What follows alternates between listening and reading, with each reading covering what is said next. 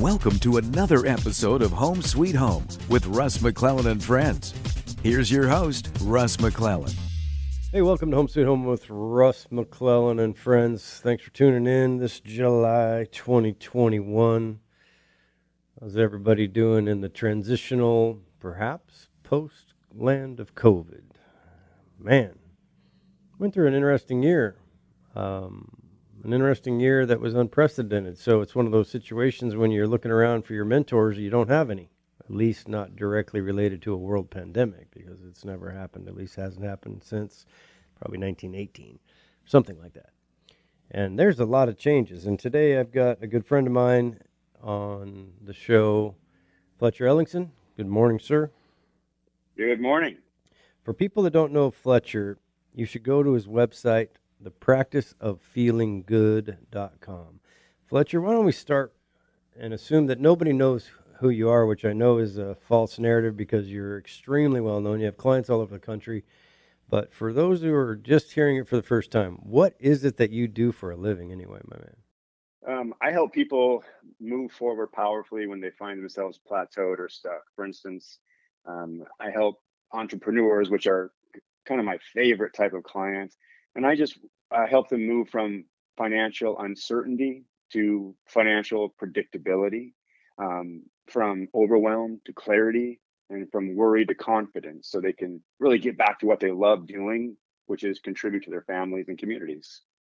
Yeah, you know, one of the things I've noticed, I've been intimately coaching with you for, 8+ months.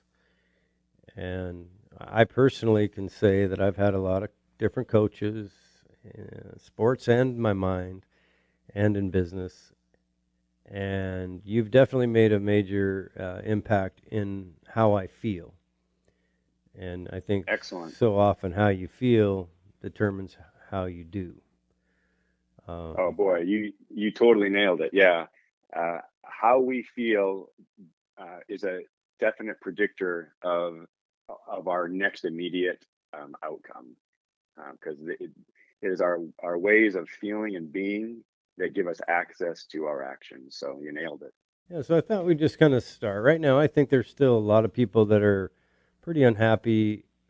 Maybe not unhappy is the right word, but they're nervous. They're worried. You know, there's many people that haven't been making their rent payments for over a year because there's a moratorium on eviction. They were allowed to do that. Mm-hmm. Many people that were not making their mortgage payments because they were in forbearance. And the federal government basically had stepped in response to the world pandemic and said, all right, it's no longer legal to foreclose on people if they're in forbearance.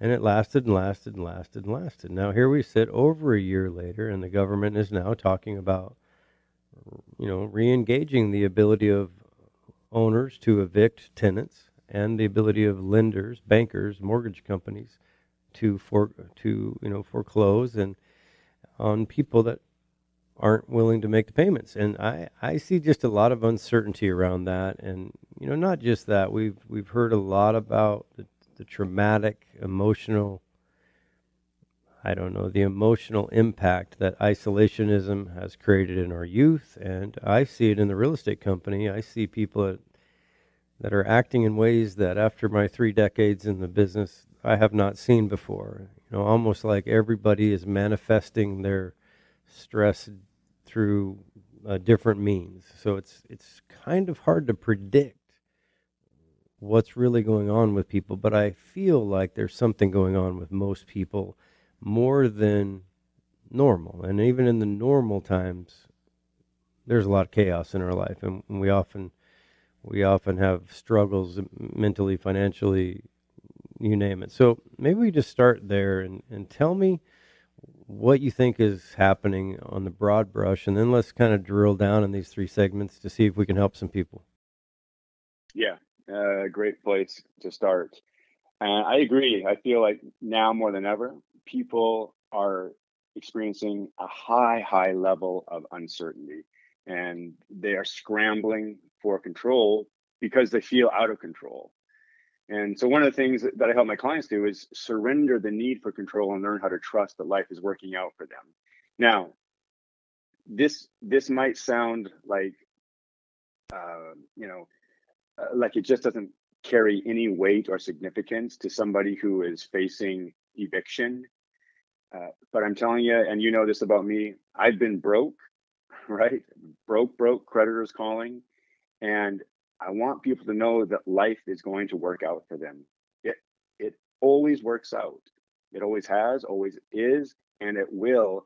And when we begin to shift our psychology from fear to trust, it allows us access to take different actions. And so the first thing we got to realize is we are incredibly resourceful, capable, and flexible. Everything that we have, everything that we need, I should say, is within us right now. If we're resourceful, we have everything we need. And so the first thing I want to encourage people to do is to make a powerful decision. And the decision is that I'm going to get through this, that life is working out, that I do have what it takes. And if you can make those powerful decisions, then you've just impacted the trajectory of your next immediate outcome.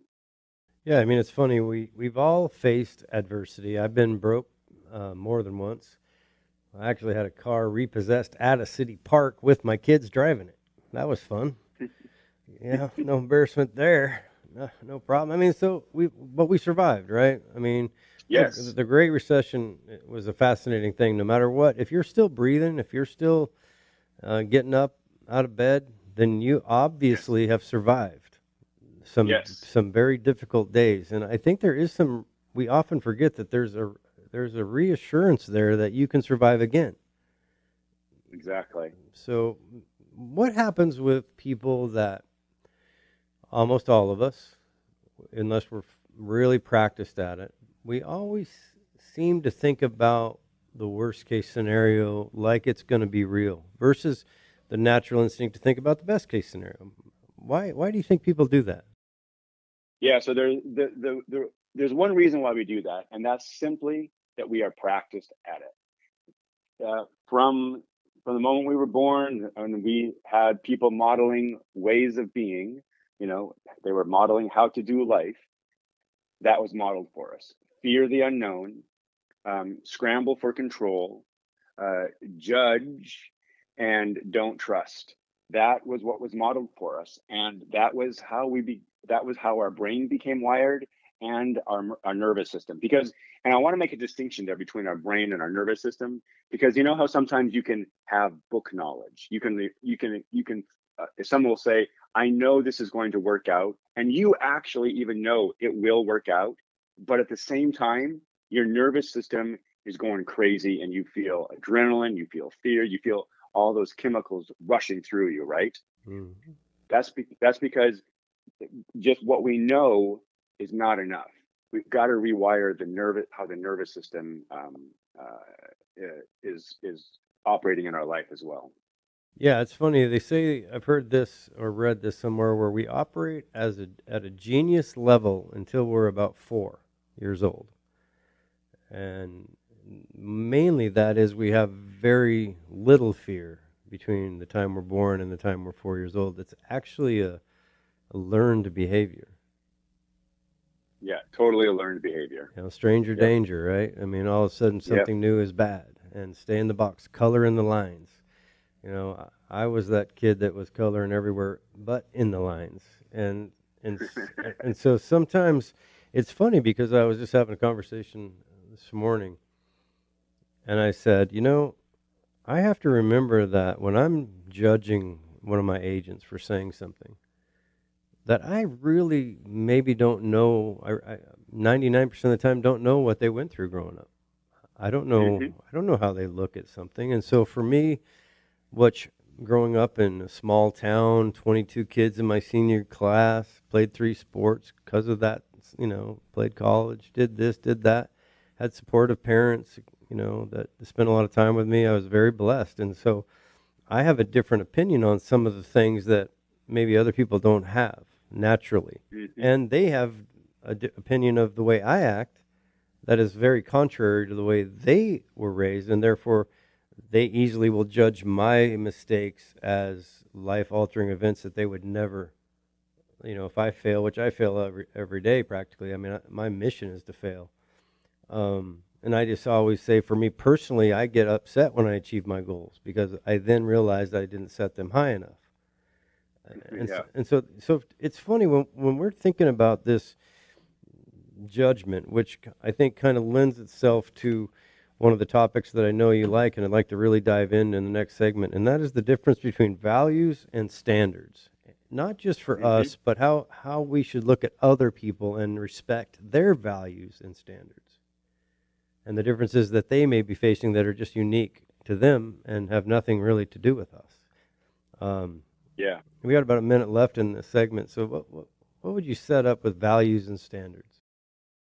Yeah, so let's dive into that in the next segment, because I think this is going to be a very surprising discussion for a lot of people, and a lot of people may object and accuse me of terrible things, but stick with me in this conversation because I think it's going to be an eye opener. And the last thing I want to say, Russ, is that around the judgment thing, it's a great thing just that if we can all remember that everyone is doing the best with the tools that they have, given all their past experience. Yeah, absolutely. My dad used to say, you'll never have arrows in your ass if you're not in the lead. So it's okay if somebody doesn't like what you're going to say. You know, being authentic is part of the program that we need to all try to achieve, and live a little bit less with artificial hypotheticals and live a little bit more with truth. And all right, we'll be right back in a few seconds with Home Sweet Home with Russ McClellan and Fletcher Ellingson. Talk to you soon. Keller Williams